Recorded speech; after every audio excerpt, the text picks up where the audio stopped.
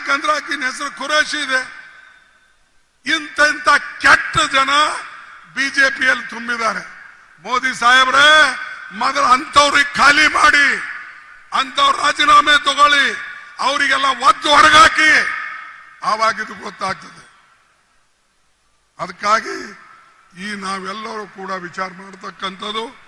ನಾನು ಹೆಚ್ಚು ಮಾತನಾಡದೆ ಇನ್ನು 2 ಮಾತು ನಮ್ಮ ರಾಜ್ಯದ ಬಗ್ಗೆನೂ ಕೂಡ ನಾನು ಹೇಳಬೇಕಾಗ್ತದೆ.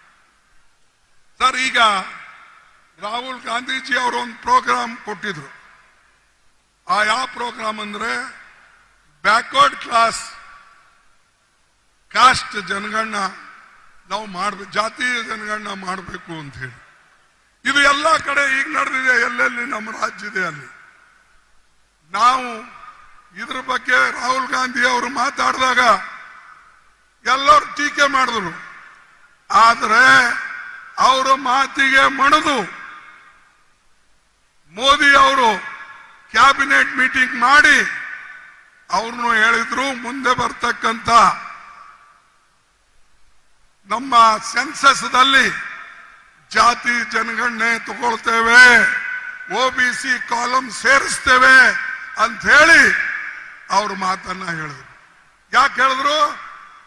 ನಮ್ಮ ಹೋರಾಟಕ್ಕೆ ಮಣಿದು, ರಾಹುಲ್ ಗಾಂಧಿ ಅವರ ಹೋರಾಟಕ್ಕೆ ಮಣಿದು, ಕಾಂಗ್ರೆಸ್ ಪಾರ್ಟಿ ಹೋರಾಟಕ್ಕೆ ಮಣಿದು ಇವತ್ತು ಬ್ಯಾಕ್ವರ್ಡ್ ಕ್ಲಾಸ್ ಅವರಿಗೆ ಪ್ರತ್ಯೇಕವಾಗಿ ಒಂದು ಕಾಲಮ್ ಅನ್ನ ಮಾಡಿ ಜಾತಿ ಜನಗಣನ ಮಾಡತಕ್ಕಂಥದ್ದು ಮಾಡಿದ್ರು.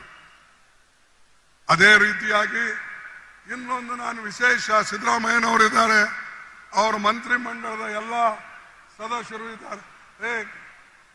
ಸ್ವಲ್ಪ ಇರಿ, ಆಮೇಲೆ ಮಾತಾಡೋಕೆ ನಾ ಅಪಾಯಿಂಟ್ಮೆಂಟ್ ಇಸ್ಕೊಡ್ತೀನಿ, ಆಮೇಲೆ ಹೋಗಿ ಮಾತಾಡಿ. ಸರ್, ಒಂದು ನಾನು ವಿಶೇಷವಾಗಿ ಹೇಳ್ತೀನಿ, ಜನಗಣನೆ ಮಾಡಿ, ಆದರೆ ಆ ಜನಗಣನೆ ಸರಿಯಾಗಿ ಆಗಬೇಕು. ಮತ್ತು ರಾಹುಲ್ ಗಾಂಧೀಜಿ ಅವರಿಗೂ ಕೂಡ ಯಾವ ಕೆಟ್ಟ ಹೆಸರು ಬರಬಾರದು. ನೀವು ನಿಮ್ ಕ್ರೆಡಿಟ್ ತಗೊಳ್ಳಕ್ಕೆ ಏನಾದರೂ ಮಾಡಿದ್ರೆ ಇಡೀ ಅದು ರಾಜ್ಯಕ್ಕೆ ತೊಂದರೆ ಆಗ್ತದೆ. ಇನ್ನೊಂದು 2ನೇದು, ಶೆಡ್ಯೂಲ್ ಕಾಸ್ಟ್ ನಲ್ಲಿ ಒಳ ಮೀಸಲಾತಿ ಮಾಡ್ತಾ ಇದ್ದೀನಿ, ಮಾಡಿ, ಅದಕ್ಕೆ ನಂದೇನು ತಕರಾರಿಲ್ಲ, ನಾ ಎಂದೂ ಅದಕ್ಕೆ ಅಡ್ಡು ಬಂದಿಲ್ಲ, ಎಂದೂ ಅದರಲ್ಲಿ ಹೋಗಿಲ್ಲ. ಆದರೆ ಈ ಇದರಲ್ಲಿ ಬೇಡ ಜಂಗಮ ಅಂತ ಹೇಳಿ ನೀವು ಸೇರಿಸ್ತಾ ಇದ್ದೀರಿ. ಲಿಂಗಾಯತ್ ಕಮ್ಯುನಿಟಿದಲ್ಲಿ ಇರ್ತಕ್ಕಂಥ ಬಡ ಲಿಂಗಾಯತರಿಗೆ ಸವಲತ್ತು ಕೊಡ್ರಿ, ಆ ಲಿಂಗಾಯತರಿಗೆ ನಾವು ಸಪೋರ್ಟ್ ಮಾಡೋಣ, ಅವ್ರಿಗೆ ಏನು ಬೇಕಾದ ಕೊಡೋಣ. ಆದ್ರೆ ಶೆಡ್ಯೂಲ್ ಕಾಸ್ಟ್ ಲಿಸ್ಟ್ ನಲ್ಲಿ ಬೇಡ ಜಂಗಮ ಅಂತ ಸೇರಿಸಿ 500 ಜನ ಇದ್ದವರು ಇವತ್ತು ಸುಮಾರು 4 ಲಕ್ಷ 5 ಲಕ್ಷ ಹೇಗಾದರು? ಇದನ್ನ ನೀವು ಇದ್ರ ಬಗ್ಗೆ ಎಲ್ಲೋದ್ರು ಹೋದ್ರೆ ನೀವು Siddaramaiah? No, this is unfair. If Bed Jangama, if they are included in scheduled caste list, it will go against the untouchable scheduled caste, all the scheduled caste, and these people are nearly only 500 people in Hyderabad, Karnataka. Today, they are nearly 4.5 lakhs. Where from they have come? ಎಲ್ಲಿಂದ ಬಂದರು?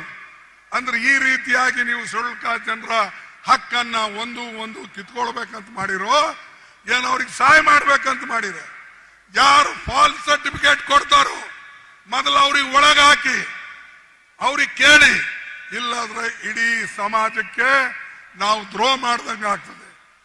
ಯಾರೇ ಇರಲಿ, ನಾವು ಎಲ್ಲರೂ ಕೂಡ ಒಂದಾಗಿ ಇಂಥ ಜಟಿಲ ಸಮಸ್ಯೆಗಳಿಗೆ ಸಮಾಧಾನ ತಂದು ಸರಿ ಮಾಡಬೇಕು. ಅದಕ್ಕಾಗಿ ನಾನು ಕೈ ಜೋಡಿಸಿ ಸರ್ಕಾರಕ್ಕೂ ಕೇಳ್ತೇನೆ, ನಿಮಗೂ ಕೇಳ್ತೇನೆ, ಯಾರು ಫಾಲ್ಸ್ ಸರ್ಟಿಫಿಕೇಟ್ ಮಾಡಬೇಡಿ. ಯಾಕಂದ್ರೆ ನಿಮಗೆ ಸರಿಯಾಗಿ ಸಹಾಯ ಆಗಲಿ ಅಂತ ಹೇಳಿ ಒಂದ್ ಕಡೆ ರಾಹುಲ್ ಗಾಂಧಿ ಅವರು ಈ ಕಾರ್ಯಕ್ರಮ ಹಾಕಿದ್ದಾರೆ, ಇನ್ನೊಂದು ಕಡೆ ರಾಜ್ಯ ಸರ್ಕಾರ ಈ ಒಳ ಮೀಸಲಾತಿಯ ಪ್ರೋಗ್ರಾಮ್ ಅನ್ನು ತಂದಿದೆ. ಅಂತರದೊಳಗೆ ನಾವು ಬೇರೆಯವ್ರನ್ನ ಸೇರಿಸಿ ಇದನ್ನ ವಿಫಲಗೊಳಿಸ್ತಕ್ಕಂಥ ಪ್ರಯತ್ನ ಮಾಡಿದ್ರೆ ಖಂಡಿತವಾಗಿ ರಾಜ್ಯಕ್ಕೂ ಒಳ್ಳೆಯದಿಲ್ಲ, ದೇಶಕ್ಕೂ ಒಳ್ಳೆಯದಾಗಲ್ಲ. ಅದಕ್ಕಾಗಿ ಬಂಧುಗಳೇ, ನಾ ಇನ್ನು ಹೆಚ್ಚಿಗೆ ಹೇಳ್ತಾ ಇವತ್ತು ಹೆಚ್ಚಿಗೆ ಹೇಳಲಾರ್ದೆ ನನ್ನ ಮಾತನ್ನ ಇವತ್ತು ಮುಗಿಸ್ತೇನೆ. ಮತ್ತು ಕೊನೆಯದಾಗಿ ರಾಹುಲ್ ಗಾಂಧೀಜಿ ಅವರು ಬಂದು ಇಲ್ಲಿ ನಿಮ್ಮೆಲ್ಲರನ್ನ ಉದ್ದೇಶಿಸಿ ಮಾತಾಡಿದಕ್ಕಾಗಿ ನನ್ನೆಲ್ಲರ ನಮಸ್ಕಾರಗಳನ್ನು ಹೇಳಿ ಮಾತು ಮುಗಿಸ್ತೇನೆ. ಒಂದು ಸ್ಲೋಗನ್ ಅನ್ನ ಕೂಗ್ತೇನೆ, ಜೈ ಹಿಂದ್, ಜೈ ಹಿಂದ್. ಏನ್ ಮೂಕರಿದ್ದೀರಾ? ಯಾರಿದ್ರು ನೀವು? ಜೈ ಹಿಂದ್, ಜೈ ಹಿಂದ್, ಜೈ ಕಾಂಗ್ರೆಸ್.